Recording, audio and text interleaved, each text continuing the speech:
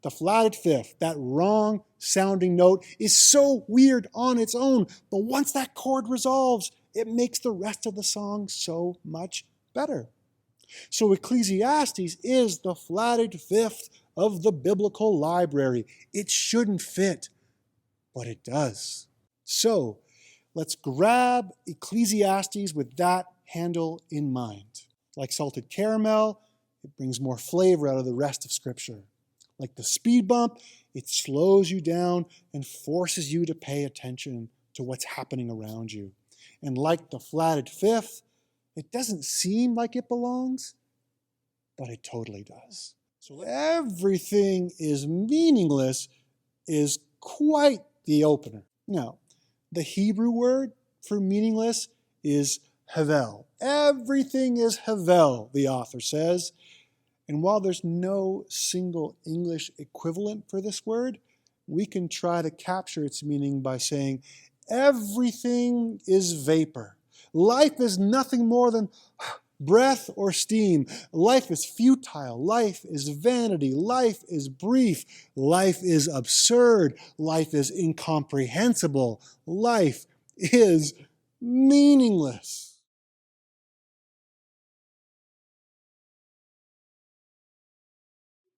Instead, Ecclesiastes says, knock it off. You are not as important as you think you are. Oh, and if you're trying to leave your mark or some great legacy behind you, save your energy. Your legacy will barely outlast you. So maybe the question for us at this stop is this: what are you fighting for? Are you trying to get people to like you? Are you trying to be admired or remembered? Are you worried that you're missing out on something? Are you working towards some kind of future payoff? Or are you just trying to get a better seat in life? Ecclesiastes says, been there, done that, so don't bother. You won't find what you're looking for.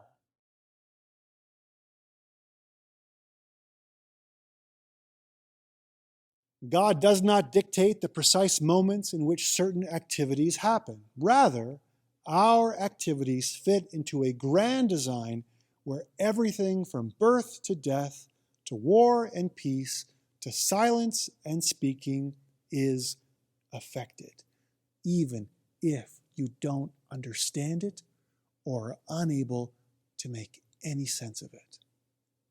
So enjoy the gifts that God has put before you. Or better yet, in the spirit of that song from the 60s, I swear it's not too late to enjoy the gifts, the moments, and the people that God has given you.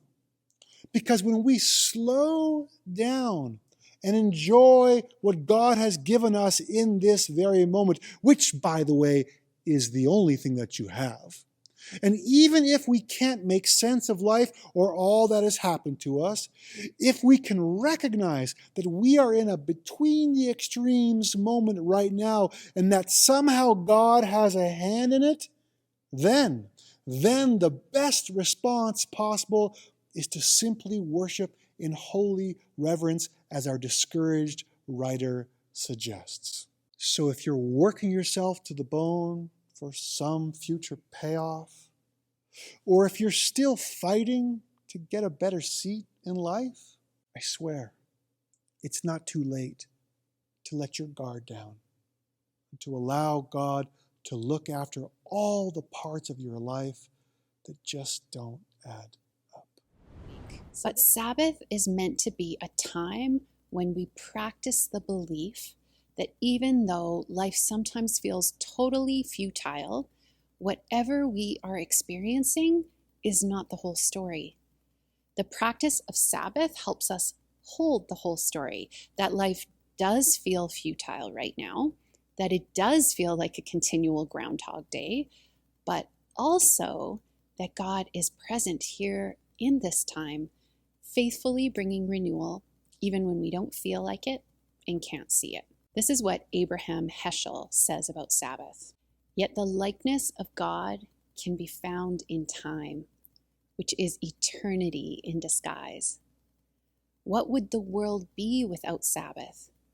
It would be a world that knew only itself, or God distorted as a thing, or the abyss separating him from the world. A world without the vision of a window in eternity that opens into time. So, simply put, Sabbath is a practice that reminds us, that draws us into the reality that this tick-tock time, chronological time, actually holds the doorway to eternity. Heschel calls Sabbath a palace in time. So maybe we could say right now that it is a palace in the futility of time, that even COVID time can be used as a window into eternity. Well,